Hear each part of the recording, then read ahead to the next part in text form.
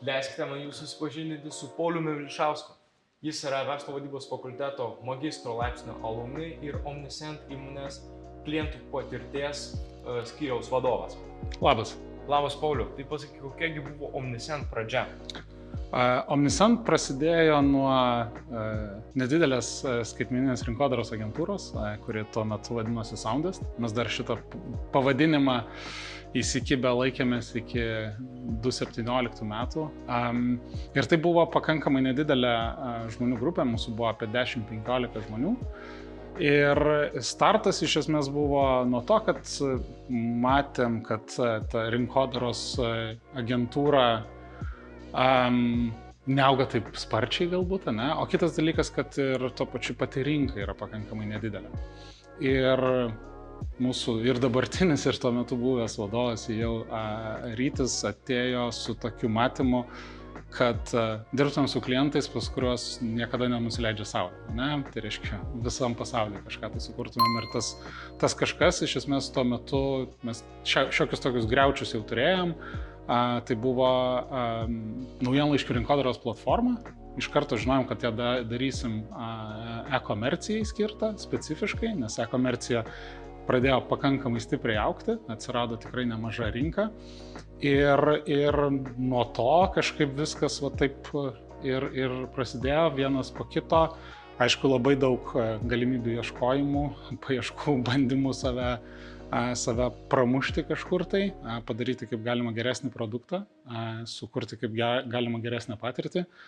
Bet pradžia va tokia pakankamai nedidelė ir ganėtinai, sakyčiau, paprasta, kaip ir tikriausiai dažno startupo.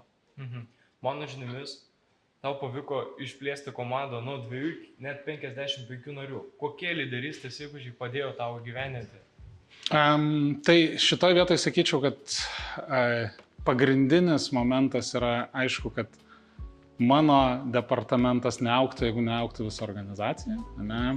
Tai labai yra svarbu turėti kažkokią tai viziją, matymą pačiam savo, į ką galima nuvesti tiek komandą, tiek organizaciją. Antras dalykas, kuris tikriausiai labai padeda, tai yra šiaip rinktis aplink save žmonės, kurie taip pat būtų lyderiai. Ir ta lyderystė, aš bent jau kaip ją matau ir suprantu, tai yra norėjimas būti vėliavnešiu. Tai reiškia, net jeigu aš esu ir jaunas specialistas, aš tą vėliavnešystę galiu labai aiškiai prisiimti. Tai yra, man tai yra įdomu, aš darau kaip galima daugiau, kad tobulėčiau ir kad pasiekčiau ir padėčiau kitiems pasiekti kažkokius tai rezultatus. Lygiai tas pats, aišku, su patyrusiais specialistais, ten lyderystė atsiskleidžia tikriausiai jau ir platesniu spektru. Iš mano pusės man tai yra labai svarbi dedamoji.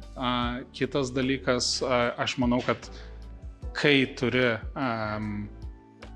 lyderius pas save, tada yra kitas momentas labai svarbus, tai yra gebėti sukurti jiems laisvę veikti ir turėti pasitikėjimą tais lyderiais. Tai aišku, kad tai yra konfliktas kartais ir viduje, kai atrodo, kad pats geriau žinai, bet pasitikėjimas, man atrodo, kitais ir kitų sprendimais, net jeigu jiems ir padarys klaidą, tai yra labai svarbus momentas. Bet nebūna tokio, pasakai, kad turi būti aplinkų lyderiai, bet kiekvienas lyderis, jeigu pradės, aš darau taip, kitas pasakys, aš darau taip ir viskas. Ginčas, kaip su to? Tai čia, man atrodo, reikėtų atsieti lyderystę nuo ego. Iš esmės, reikia ieškoti žmonių ne su dideliu ego, o su didelė lyderystė. Ir man atrodo, tai yra du skirtingi dalykai. Lyderis geba savo ego padėti į šoną ir ieškoti kompromisų. Tai žodžius, jeigu matai, kad tavo idėja netokia gera kaip kito žmogaus, tai lyderis tinkamas, jis pasirinks visgi atiduoti, kad būtų geresnė idėja. Visiškai teisingai. Man asmeniškai labai patinka toks pasakymas disagree but commit. Tai yra nepritark, bet padėk, ne? apsiimk, galbūt taip. Ir šitoje vietoje mes irgi vadovaujamės ir organizacijai šitų principų. Mes labai aiškiai vieni kitiems pasakom tada, kada mes vieni kitiems nepritarėm, ir savo vėliavą ir toliau nešam. Bet jeigu yra priimtas bendras sprendimas, bet kokiu atveju jis nebus 100% kiekvieną kartą, kad visi pritarė, bet jeigu yra priimtas nuosprendis kažkoksai, tai vat, iš lyderio tada ir yra tikriausiai ir pasimato, kas yra tikras lyderis, kuris geba vis dėlto padėti ego į šoną ir sakyti gerai tvarkoj, mes esam komanda, reiškia mes žaidžiam šitą žaidimą. Tai toks dar klausimas, mes visi žinom, kad kiekvieno vadovo kelias yra pilnas visokiausių iššūkių. Kokie buvo tavo iššūkiai, ar yra dabar kaip vadovo? Sakyčiau, galbūt didžiausias, aš iš tikrųjų galvojau šiek tiek apie šitą klausimą, didžiausias tikriausiai man asmeniškai iššūkis buvo, kai teko atidaryti dalį komandos Amerikoje. Ir čionais iš esmės didžiausią iššūkį aš pajaučiau asmeniškai dėl to, kad tai yra tiek kultūriškai kitokia šalis. Nėra jinai labai kažkuo tai ten iš esmės skirtinga, bet yra tam tikri darbo principai, pavyzdžiui, kitokie. Tiek atstumas, tiek valandinis atstumas. Tai kai tu turi tiesiogiai po savimi žmonės, kurie yra nuo tavęs 7-9 valandomis nutolę, tai reiškia, kad mes visą laiką turėsim kažkokį tai tarpą tarp to, kas, nežinau, įvyko mano galvoje arba to žmogaus galvoje ir tarp to, kada mes susisinchronizavom. Tai jeigu nenori lėtinti procesų, automatiškai reikia atrasti naujus būdus, kaip reikia veikti. Vienas yra, kai mes susitinkame visi ofise ir turime vienokius principus. Kitas yra, kai tavo komanda staiga patampa, galima sakyti, nematoma iš dalies. Reikia atrasti naujus principus, kaip garantuoti, kad yra jaučiamas pulsas, bet tuo pačiu, kad yra suteikiama pakankama laisvė. Ir čia aš grįšiu prie savo gal pirmo to punkto, kad yra labai svarbu atsirinkti teisingus žmonės, atrasti tos lyderius, iš kurių galima tikėtis tos lyderystės teisingos, bet tuo pačiu mainais atiduoti laisvę. Nenoriu dar tavęs paleisti be paskutinio klausimo. Kokius patarimus duotų mūsų studentams?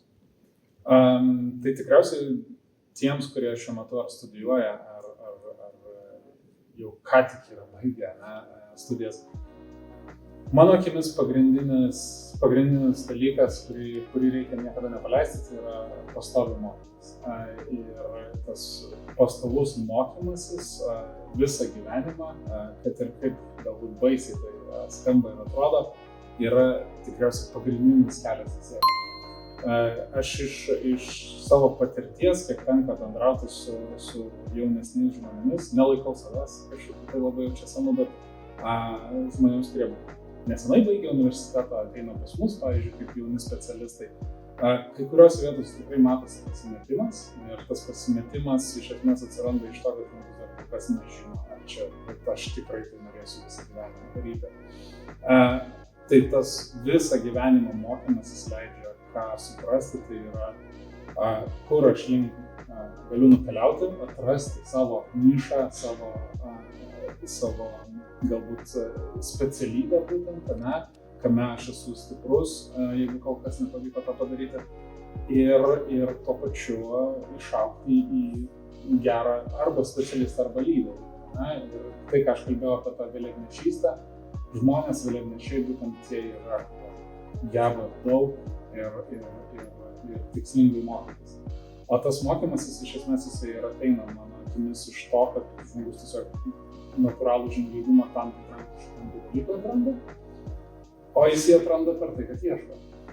Ir čia sakyčiau, kad tos dvi dedamosios yra nebijoti ieškoti ir pastoviai mokytis. Ir sėkmė bet kokiu atveju. Ačiū už tokį nuostabų interviu, Pauliau. Dėkui tau.